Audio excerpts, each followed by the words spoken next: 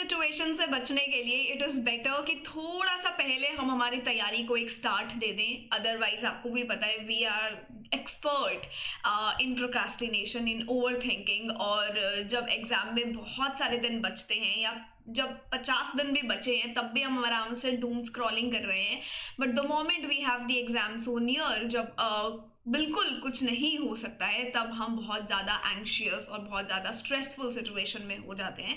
So I think this template fits lot of us in.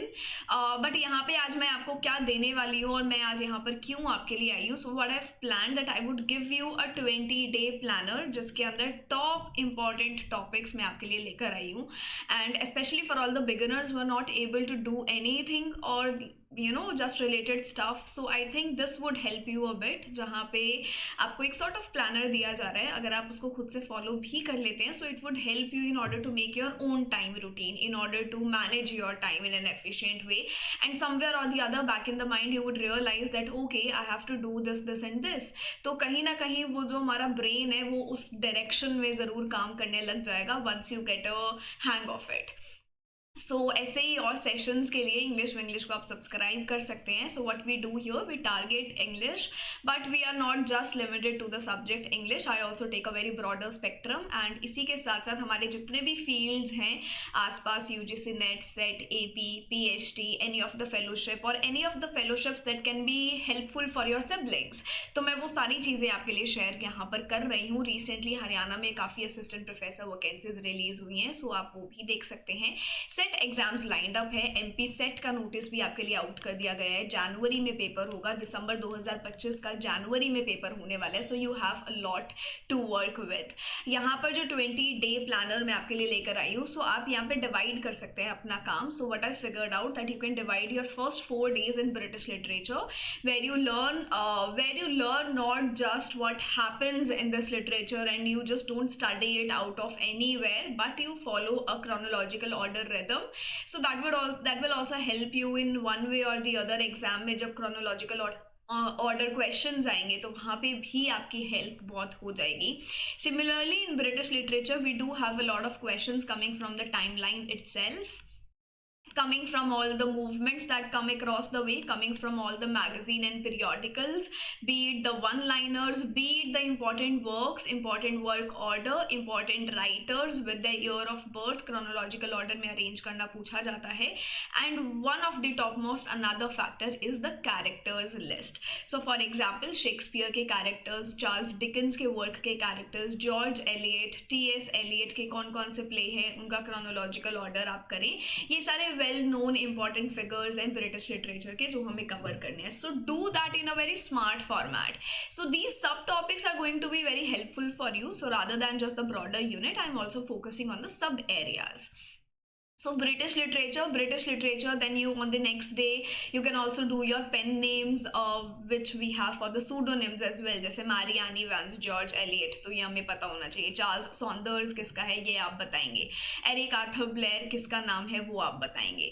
Similarly यहाँ पर जो prose work basically जो आपका यूनिट नंबर 4 है, that is also your non fiction prose, वहाँ से भी बहुत सारे क्वेश्चन पूछे जाते हैं।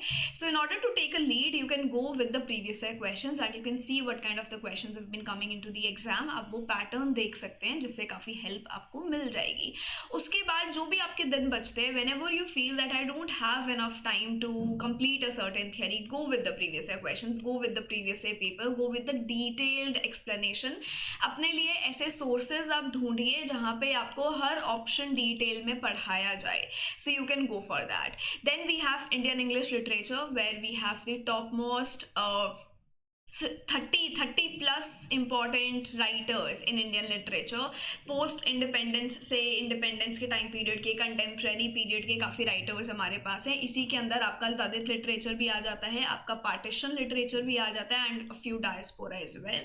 But the important 3 prominent novelists that we have in Indian literature are Raja Rao, Mulk Raj Anand and R K Narayan, जिनका पूरा वर्क ऑर्डर आपको लर्न करना है। आर के नारायण में गाइड वर्क पहले रिलीज हुआ, या फाइनेंशियल एक्सपर्ट, या फिर इंग्लिश टीचर, ये सारी चीज़ें आपको पता होनी चाहिए. Important characters are also asked in the exam like Gangu, then we have Chandan. ये सारे कैरेक्टर्स आपको कहाँ देखने को मिले, तो ये कैरेक्टर्स आपको यहाँ पे ध्यान में रखने हैं. मुन्नू का कैरेक्टर आपको कहाँ देखने को मिला, संपत का कैरेक्टर आपको कहाँ देखने को मिलता है. Indian English literature, novels and poetry, poetry से आप तोरू दत्त पे जा सकते हैं. अगेन वी हैव ए के रामानुजन. इसी के साथ हमारे पास कमला दास भी हैं, निसम एज़िकील हैं, चित्रा दिवाकारुनी. इनके रिसेंट वर्क्स भी आपसे पूछ लिए जाते हैं. Apart from that we have Manohar Malgonkar, K N Daruwalla, Arun Kolatkar, Arun Joshi, and Bhabani Bhattacharya. Then we have Indian drama and short story where you come across Mahesh Tattani, Girish Kannad, Vijay Tendulkar, Rabindranath Tagore, Ruskin Bond, Premchand. All of these are your play rights जिनको आप cover करने वाले हैं. American literature आप थोड़ा सा शुरू कर सकते हैं. अमेरिकन लिटरेचर पर I have also taken a very detailed session. I take a few sessions on JRF Adda. मैं प्रॉपर पढ़ाने वाले सेशंस वहीं पर लेती हूँ, तो आप इस प्लेटफॉर्म को ज्वाइन कर सकते हैं. और ये जितना भी 20-day प्लानर है वो मैंने डिटेल में with questions, with facts, with theories, वो सब आपको दिया है. PDFs भी आपको उधर मिल जाएंगी, तो you can also follow that. American literature पर रिसेंटली एक 40-minute सेशन मैंने लिया है. अगर आप उतना भी कर जाते हैं तो वो भी मोर देन इनफ है.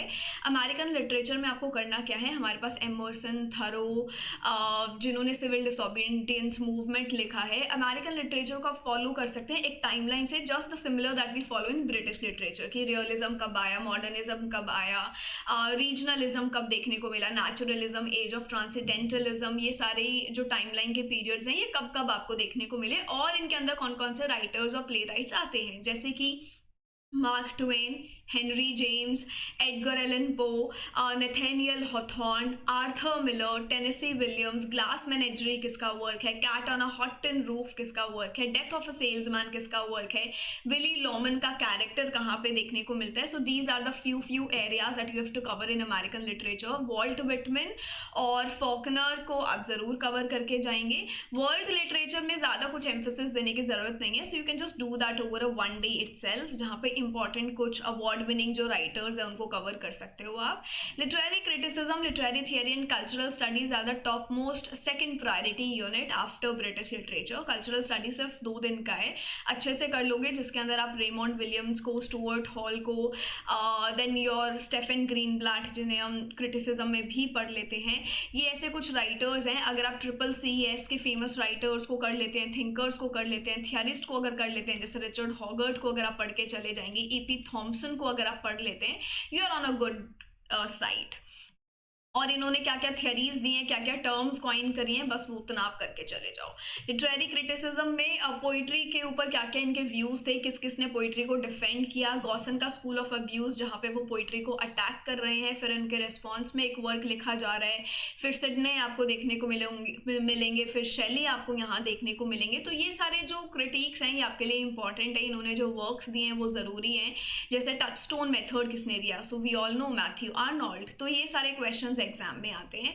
रोमांटिक पोइट्री के अंदर आपको बहुत सारे पोएट्स देखने को मिलते हैं, and specially William Wordsworth, who's been the manifesto of romantic poetry. तो वर्ड्सवर्थ का प्रेल्यूड और लिरिकल बैलेड डिटेल में पूछा जाता है विद ईयर एज वेल.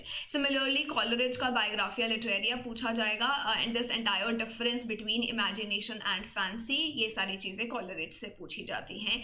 उसके बाद लिटरेरी थियरी में जब आते हैं, so right from Ferdinand de Saussure, who laid the foundation of who laid the foundation of this semiotics, sign, signifier, signified, ये सब उन्होंने वहाँ पे समझाया है.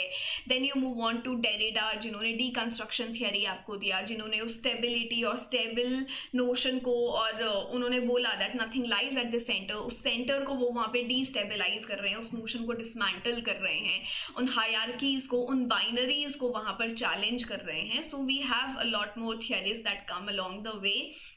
Mikhail Bakhtin, Roland Barthes, and how he says that there needs to be the death of the author in order to give a birth to the reader, ताकि आप सिर्फ ऑथर के पर्सपेक्टिव पे ही ना घूमते रहें बल्कि एज अ रीडर आप अपना पर्सपेक्टिव भी बिल्ड करें।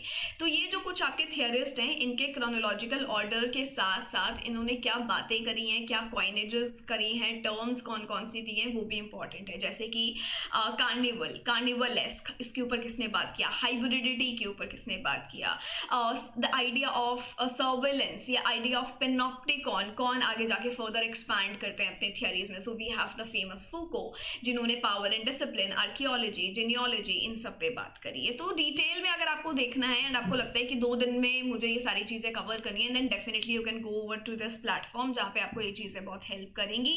ये था 10 दिन। उसके बाद आ जाते हैं कल्चरल थियरी, कंटेम्प्रेरी ड्रामा, जो मैंने आपको ऑलरेडी बता दिया। इन पे आप 2 दिन लगा सकते हैं। यूनिट 5, 6 एंड 10, अगर इस पे आप 2 दिन भी अच्छे से लगा लेंगे, you are good to go. जहाँ पे आपको पता होना चाहिए फोनेटिक्स क्या होता है, मॉर्फीम क्या होता है, थोड़ा सा research methodology, because again it is also trending in the exam.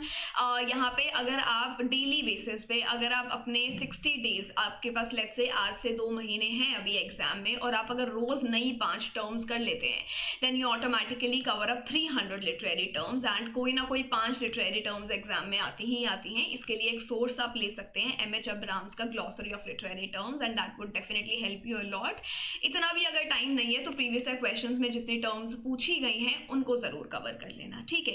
इसके साथ साथ English in India unit, English in India is again a bit easier. अगर आपके पास कोई सोर्स नहीं है तो मेरी फ्री क्लासेस आप देख सकते हैं। अदरवाइज इंग्लिश इन इंडिया में इंग्लिश का evolution, how it came into existence, बीच बीच में कौन सी कमिटीज आई, कौन कौन से स्कूल्स डेवलप हुए, कौन कौन से इंस्टीट्यूट्स आपको देखने को मिले, then entire framework of NEP as well. ये एक ऐसा यूनिट है जिसका एक क्रंच आप हायर एजुकेशन में भी कवर करते हैं in your paper 1 unit.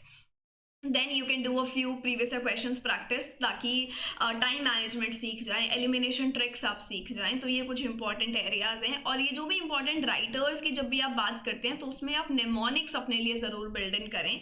Mnemonics से होगा एग्जामिनेशन में आपको ज़्यादा सोचना नहीं पड़ेगा। सो इन अ वे आपका टाइम बहुत मैनेज हो जाएगा। एंड रेक्टिफिकेशन से ज़्यादा if we build a story line, तो वो स्टोरी लाइन का नैरेटिव हमें ज़्यादा याद रहता है। जैसे हम बहुत करते हैं ना, हम पहले स्कूल में सॉन्ग्स की रिदम में अपने कुछ नोट्स को लर्न करते थे एंड इवेंचुअली वो चीज़ें हमें याद हो जाती थी। Otherwise the moment we use to cram something और दी अदर, और उसमें से अगर हम एक भी वर्ड भूल गए तो रेस्ट हमें कुछ याद नहीं रहता था। तो वही चीज़ आपको अभी भी फॉलो करनी है। So do it in such a rhythm और इन सच अ नरेशन और a narrative style that would help you and that will build your maximum retention. मतलब लंबे टाइम के लिए मुझे एक सोर्स को याद रखना है, तो ये सारी चीज़ें डेफिनेटली आपको हेल्प करेंगी। So build mnemonics and do the entire revision. So ये 20 दिन का प्लानर है, इसको फॉलो कर लो, बिकॉज आई नो ये 20 दिन में आप नहीं कर पाएंगे। It would take 30 to 40 days and eventually हमारे पास एग्जाम में इतना ही टाइम है, तो आप अपने लिए ये रूटीन बिल्ड कर सकते हैं। And if this works for you let me know, if this is too much for you then also you can let me know. आपके लिए वो रिसोर्सेज मैं और आसान कर दूंगी। And how you can attend my 5 PM classes, so वहाँ पे ये रिसोर्सेज आपको मिल जाते हैं। उसके लिए आप ये ग्रुप ज्वाइन कर सकते हैं JRF अड्डा का, जहाँ पे मैं हर शाम 5 बजे आपके लिए फ्री क्लासेस लेती हूँ on YouTube, so you can definitely give it a shot. And top 10 topics की बात करी थी, आप सोचेंगे बट बहुत सारी चीज़ें बता दी है। तो ये जो 10 टॉपिक्स है ना, ये कभी भी सब टॉपिक्स नहीं हो सकते। They can only be the broader topics, but उसको अलाइन करके मैंने आपको यहाँ पे सब टॉपिक्स दे दिए हैं, which are of course not 10 but multiple of 10, but I think you will be able to do it if you follow it in a certain right way. So yes, let me know in the comment section what do you think about it, and thank you so much. Will see you another day, but make sure कि आप English को ज़रूर subscribe करें। अगर आपको ये session अच्छा लगा, लाइक एंड शेयर करें अपने उन सभी दोस्तों के साथ। सो या, थैंक यू सो मच।